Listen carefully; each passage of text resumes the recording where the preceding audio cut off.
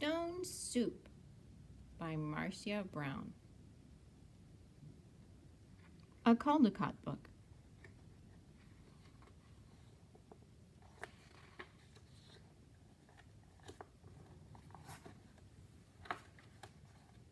Three soldiers trudged down a road in a strange country.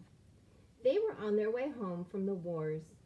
Besides being tired, they were hungry. In fact, they had eaten nothing for 2 days. "How I would like a good dinner tonight," said the first. "And a bed to sleep in," said the second. "But all that is impossible," said the third. "We must march on." On they marched. Suddenly, ahead of them, they saw lights of a village. "Oh, maybe we'll find a bite to eat there," said the first. "And a loft to sleep in," said the second. "No harm in asking," said the third. Now the peasants of that place feared strangers. When they heard that 3 soldiers were coming down the road, they talked amongst themselves. "Here come 3 soldiers. Ah, soldiers are always hungry, but we have little enough food for ourselves." And they hurried to hide their food. They pushed sacks of barley under the hay in the lofts. They lowered buckets of milk down the wells. They spread old quilts over the carrot bins. They hid their cabbages and potatoes under the beds. They hung their meat in the cellars. They hid all they had to eat. Then they waited.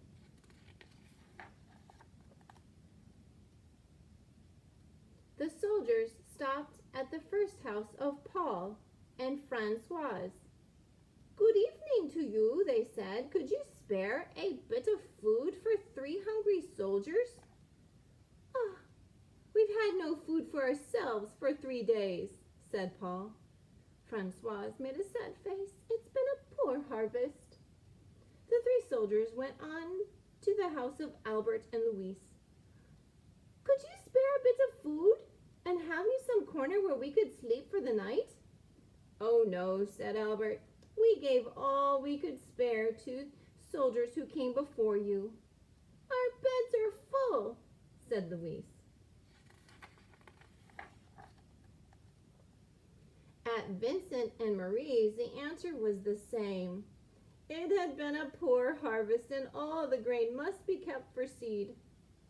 So it went all through the village. Not a peasant had any food to give away. They all had good reasons. One family had used the grain for feed. Another had an old sick father to care for. All had too many mouths to fill. The villagers stood in the street and sighed. They looked as hungry as they could. The 3 soldiers talked together. Then the first soldier called out, "Good people." The peasants drew near. "We are 3 hungry soldiers in a strange land. We have asked you for food, and you have no food. Well then, we'll have to make stone soup." The peasants stared. "Stone soup? That would be something to know about." "First, we'll need a large iron pot," the soldiers said. The peasants brought the largest pot they could find. How else to cook enough? "There's none too large," said the soldiers, "but it would do. And now water to fill it and a fire to heat it." It took many buckets of water to fill the pot. A fire was built on the village square, and the pot was set to boil.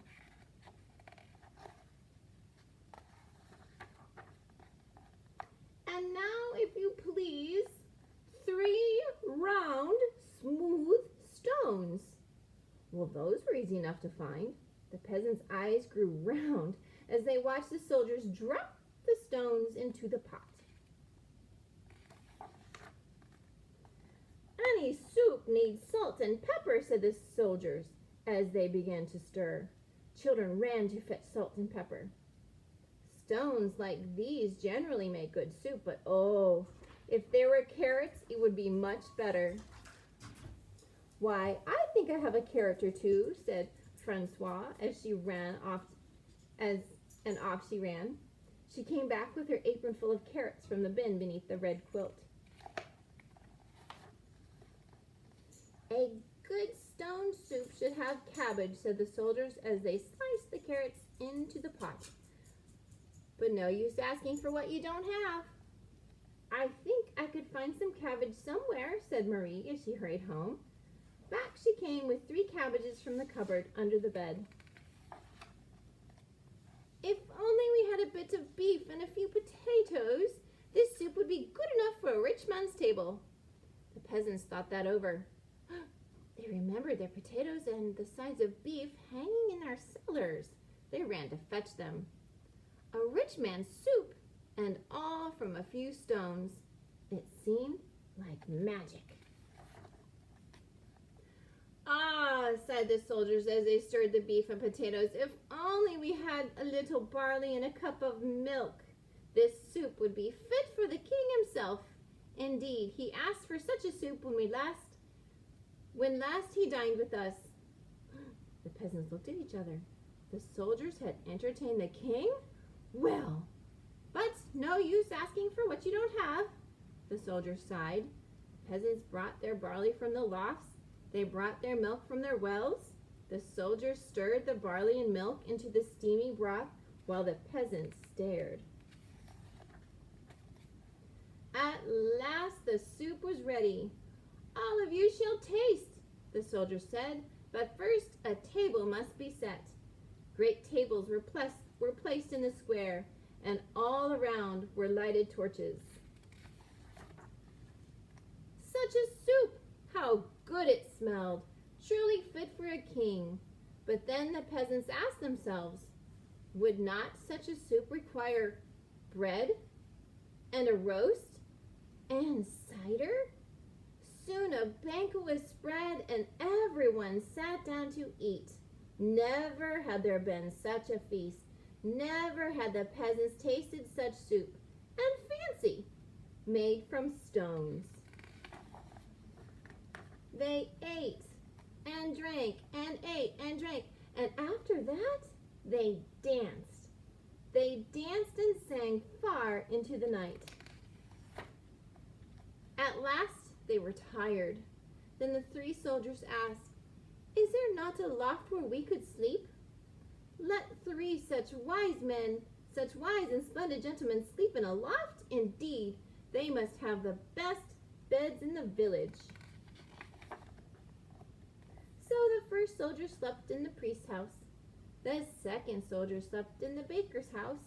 The third soldier slept in the mayor's house. In the morning, the whole village gathered in the square to give them a send-off. Many thanks for what you have taught us, the peasant said to the soldiers. We shall never go hungry now that we know how to make soup from stones.